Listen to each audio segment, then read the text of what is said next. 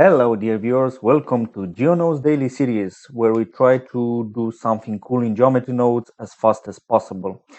And this is a beginning of a very special series of tutorials that will recreate this awesome sci-fi scene that you see in this demo video. It's meant to be a beginner tutorial, but tackling a rather complex subject, as you can see. So it will consist of 9 videos, as you can see here. And don't worry if you don't know much about geometry nodes. I'm gonna take you step by step to recreate this scene that you see here, this awesome sci-fi scene that has a lot of stuff in it. As you can see, it has a bunch of random crates that are distributed here, and it has also this cool reactor core and this reactor tube, and also this awesome looking drone that you see here that it's also animated. And if I am to go to a camera view and switch from render to material preview to have things a little bit lighter, you have a lot of control here. You can have two effects, like an exploding effect that will dissolve everything, and then you will have this effect of the orbs inside of crates flying towards this core here, as you can see here. And you can also control a bunch of parameters, like how many crates do you want. You have less crates or more crates, and you can control the sizing of the crates, so you can play with that. You can make the crates like a lot smaller, or you can make it bigger, stuff like that. And of course, you can control how the crates are randomly arranged in the piles, as you can see here. And you can control how the materials of the crates are mixed. As you can see, you have three types of crates, and you can control how the mixing is happening. As you can see here, you have the ability to do just that. And of course, you can control how many piles you have. You can have less piles, for example. And you can control the spacing between the piles, and a lot of other stuff. You can control, for example, if we go closer, you can control also, let's see something else, how wide is this corridor that you see here with the piles on it. So you can make it like larger, and you can control, of course, the drone with all its settings, and you can control the influence range of this drone, and you can control well, pretty much everything. The construction of the drone and all this good stuff. Of course, as usual, you will get this project file that you see here that has description and everything on Gumroad. So this way you get this cool project, and you also get to support this channel. But for today, we will start with the first part, creating the basic crate. So let's do the first part. Like I said, don't worry if you don't know much. I'm gonna take you step by step. So if we want a crate, we will start with a cube. So let's add a cube here. We can delete the input node. And now we have this cube. And if we look at it in a wireframe, it kind of looks like that.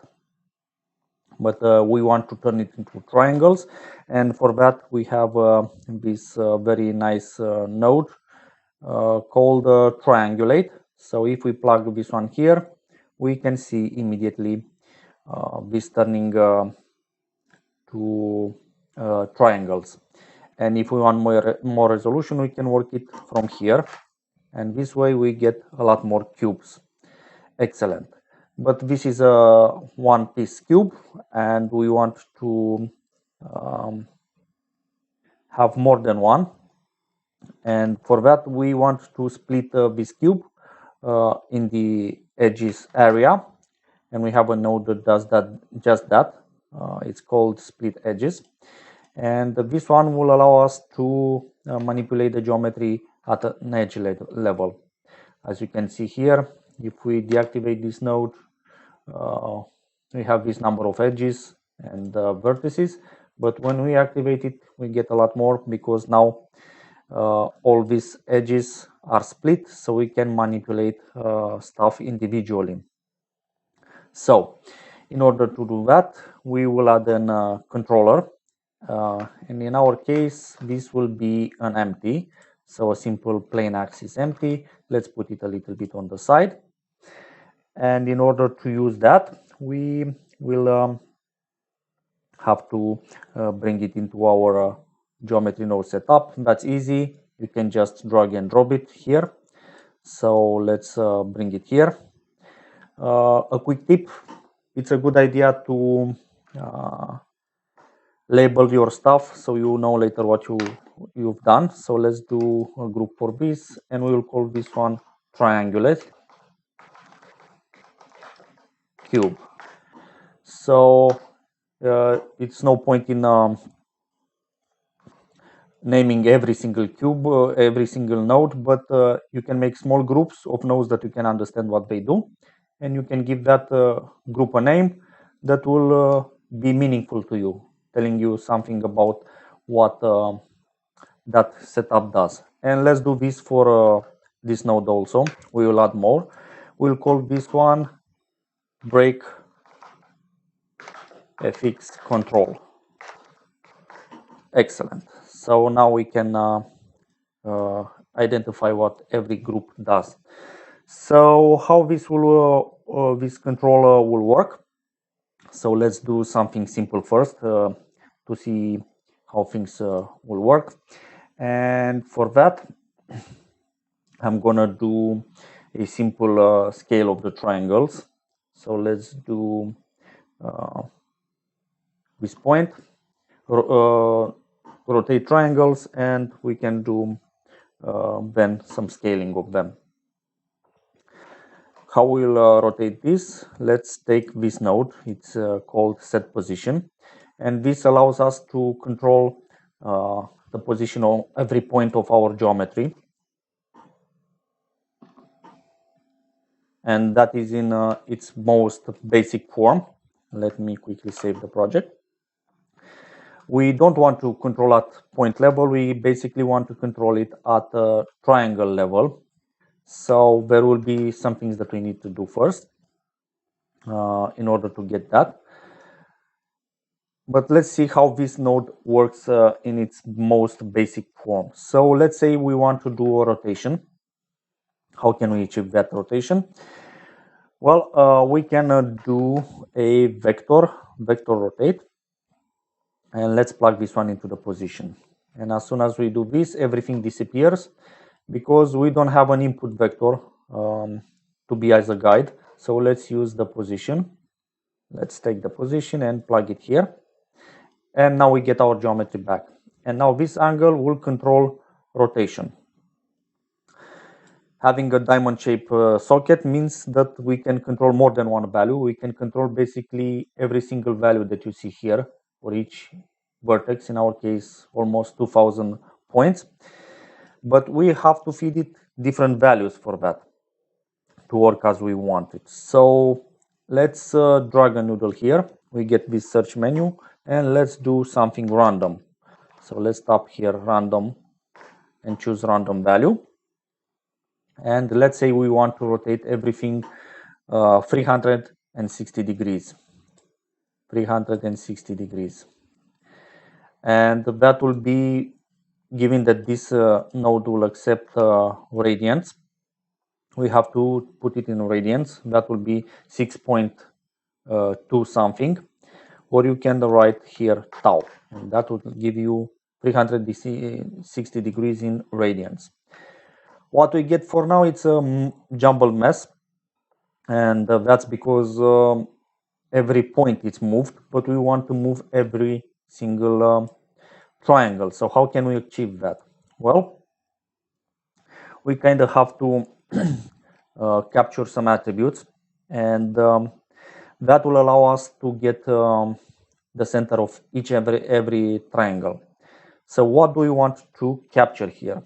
Let me select this stuff here,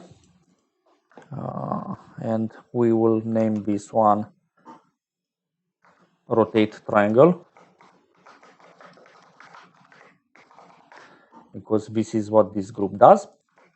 And if we go here, let me move this one a little bit here, we will make another group. So let me duplicate this frame, and let's call this one capture needed attributes.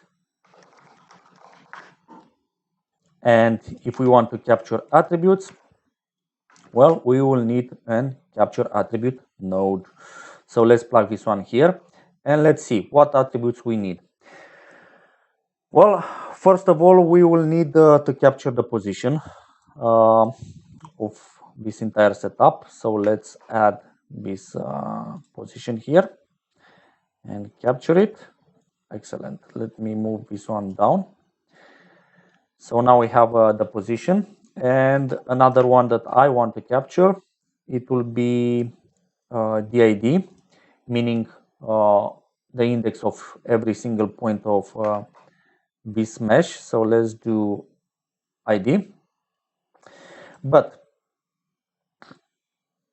we don't want to capture the position of every single point. We want to capture the position of every face. So let's switch this one to face, and the same goes for the ID. We want the ID of every single face from here. We want the position of this face, every face, and the ID of every face. Excellent. And we will also need, in order to control this rotation, we will need to capture the normals of every face. So let's switch this one to vector. Let's add the normal here, and that's kind of gonna be it for what we need here. So let's see what happens when we take the ID of every face and we plug it in to the ID of this random one. Immediately we see things going our way. We get what we want, because now instead of moving every single point and get that jumble mesh like we see here, we basically move every single face. And because we triangulated our original mesh, that means that we move every single triangle. So things are getting good.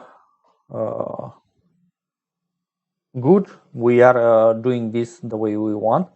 We can also use this position that will be basically the center of each triangle to put it in the center from this rotate node, and that's why we get a rotation around the center of the triangle. Let me try to make things a little bit more visible. So if I go here and activate this cavity, we can get a better look of what's going on here. So excellent. Now let's see. How about the rotation axis? As you can see, everything rotates around a single axis, the z-axis. We will want to control this. So this is where our normal comes into play. Let's plug this one into the axis, and we get this result. That is a little bit better, but not exactly what I want. I want to play a little bit with this axis, so we get something that look less jumbled, as you can see here.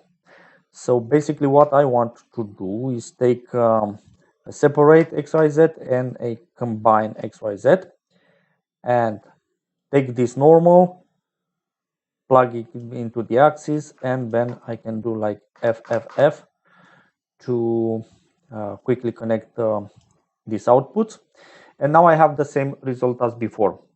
But if I do a little bit of inversion of the axis, so let's say something like this and something like this, and then something like this, now I get something that looks a lot better because things get rotated a lot less weird and a lot more in line with the direction they are facing. And this may not be terribly important for a cube, but given the fact that we can always replace this cube with any mesh we want, this can get very important because this way we get much nicer rotations. So let's go back to our effect. Let me pin this node tree so I don't lose it when I switch to the empty.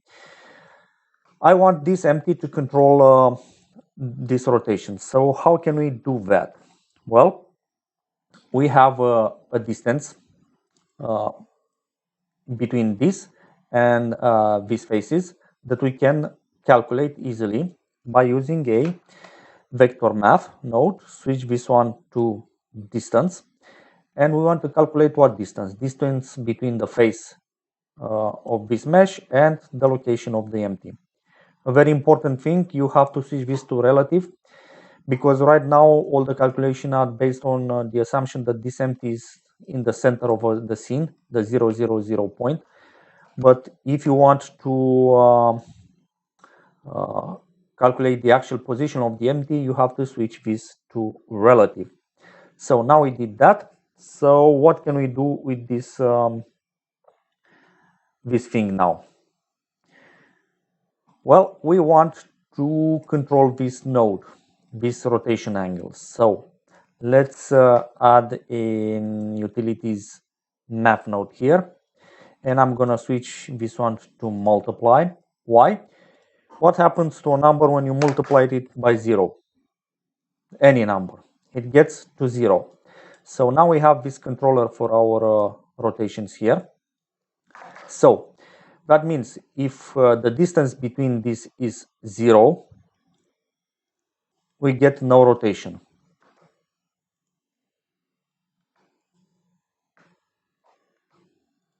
In theory. But as you can see, things are not yet working because we don't get a 0 here, we get something else, some other values. So let's plug this one into the controller group and let's play with the range of this. Let's put a map range here. And first of all, we want to have the maximum effect when the empty is closer, not when it's further away. And for that, we will inverse the range, the output of this node. And as you can see, we start to get something when we look at the mesh. But things are still not working the way we want them. So let's fix that. How can we control? Let's see. Let's take the scale of this empty and control the maximum range. And this way we can decide how much influence this one has.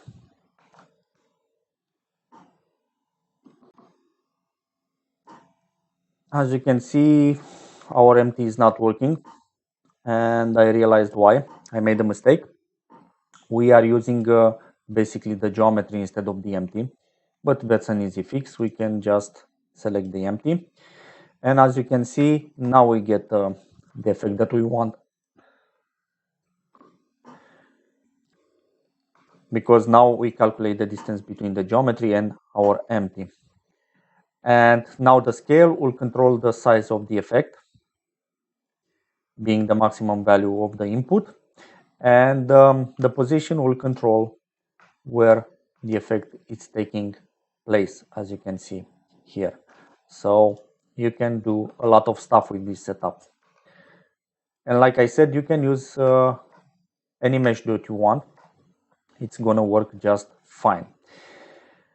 Two more things that I want to do. One of them is to add a control for the scale and then do a solidify on the triangles.